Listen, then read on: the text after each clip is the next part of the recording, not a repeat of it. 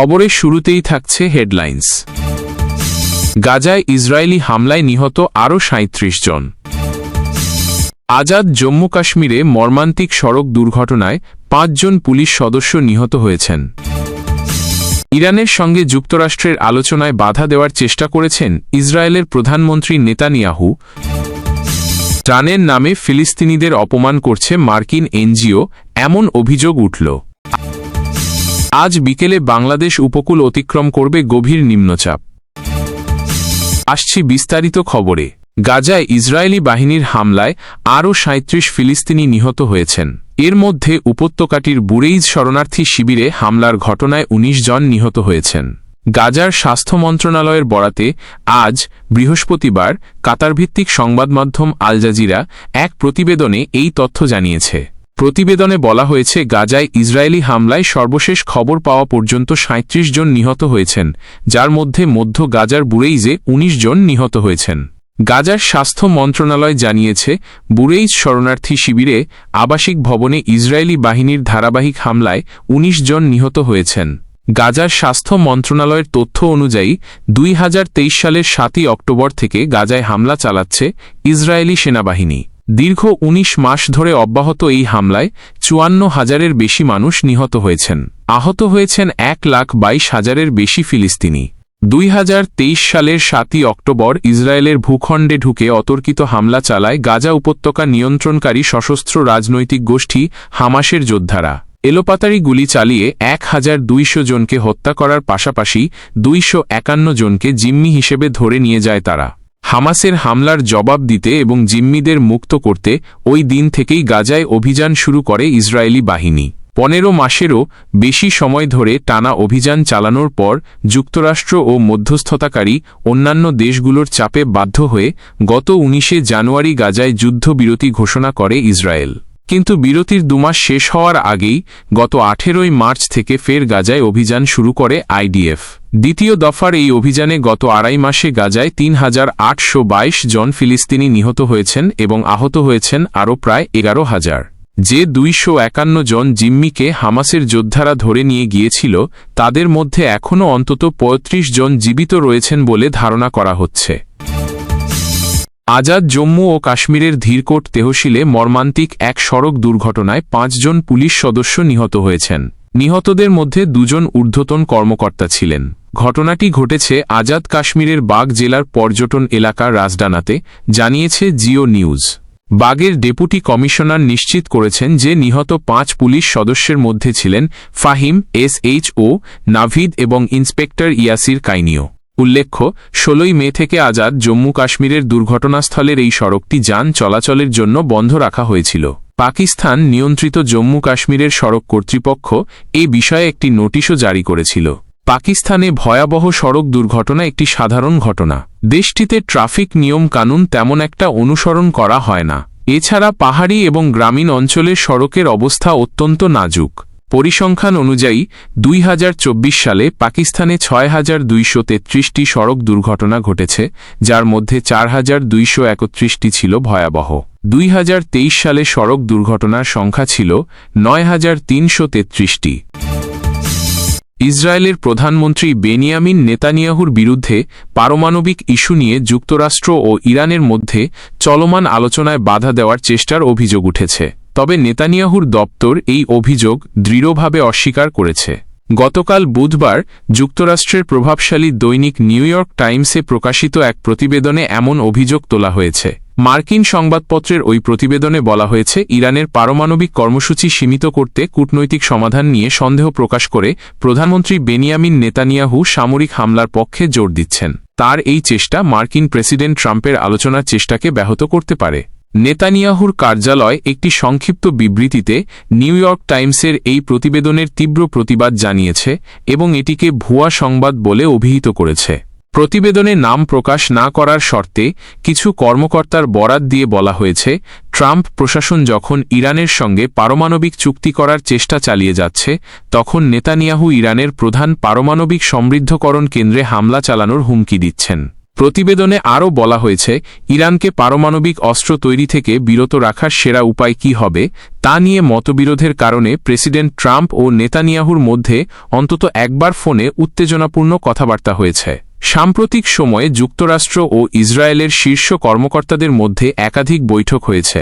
ওই সব বৈঠকেও উত্তেজনার পরিবেশ তৈরি হয়েছিল, যদিও এ বিষয়ে প্রতিবেদনে বিস্তারিত কিছু বলা হয়নি। ইসরায়েল এই আলোচনায় অংশ নিচ্ছে না। যুক্তরাষ্ট্র দুই দেশের এই আলোচনাকে গঠনমূলক বলে উল্লেখ করেছে এবং বলেছে দুই দেশ একটি চুক্তির দিকে এগিয়ে যাচ্ছে।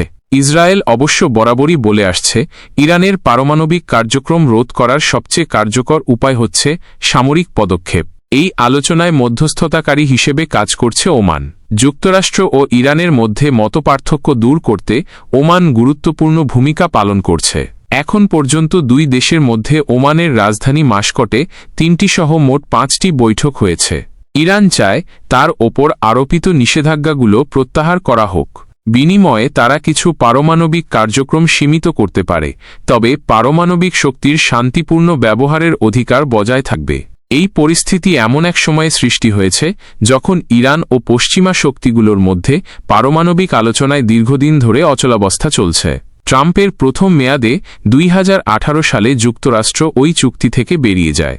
এখন দুই পক্ষই নতুন শর্তে তা পুনরুজ্জীবিত করার চেষ্টা চালিয়ে যাচ্ছে। বুধবার ভোরে মধ্য গাজার দেইর এল বালাহর তাঁবু ছেড়ে এক ক্লান্তিকর যাত্রা শুরু করেন জেহাদ আল আশা। তার পরিবারের জন্য খাবার সংগ্রহের আশায় তিনি ছুটেছেন গাজার দক্ষিণে রাফাহতে অবস্থিত একটি সাহায্য বিতরণ কেন্দ্রে। এটি মার্কিন যুক্তরাষ্ট্র সমর্থিত গাজা হিউম্যানিটেরিয়ান ফাউন্ডেশন দ্বারা পরিচালিত হয়। জেহাদ 10 কিলোমিটার পায়ে হেঁটে ঘটনাস্থলে পৌঁছান, মূলত তার গর্ভবতী স্ত্রী এবং 2 ক্ষুধার্ত কন্যার খাবার সংগ্রহের জন্য। ইসরায়েলের মাসব্যাপী অবরোধের কারণে গাজায় দুর্ভিক্ষ ছড়িয়ে পড়ার পর এই ত্রাণ বিতরণ কেন্দ্রটিই ছিল তার একমাত্র আশা। যুক্তরাষ্ট্র সমর্থিত এই সংগঠনটিকে ঘিরে আগে থেকেই বিতর্ক ছিল। এর নিজস্ব প্রধান রোববার পদত্যাগ করেন এবং অভিযোগ করেন, এই সংগঠনটি মানবতা, নিরপেক্ষতা এবং স্বাধীনতার মানবিক নীতিগুলো মেনে চলতে পারে না।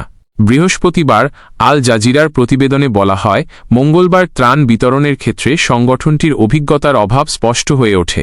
ত্রাণ কার্যক্রমকে ঘিরে বিশৃঙ্খলায় কমপক্ষে 3 জন ফিলিস্তিনি নিহত হন। প্রতিবেদনে আরও বলা হয়, গাজায় ক্ষুধার্ত মানুষ খাবারের জন্য কতটা মরিয়া হয়ে উঠেছে। 90 মিনিট হাঁটার পর 31 বছর বয়সী জেহাদ যখন ওই কেন্দ্রে পৌঁছান, তখন সেখানে হাজার হাজার মানুষ ছিল। বিতরণ কেন্দ্রের লোহার গেটের কাছে পৌঁছানোর পর হঠাৎ করেই দরজাটি খুলে যায়। জেহাদ আল জাজিরাকে বলেন, ভিড় বাড়তে থাকে, হাজার হাজার মানুষ। কোনো শৃঙ্খলা ছিল না।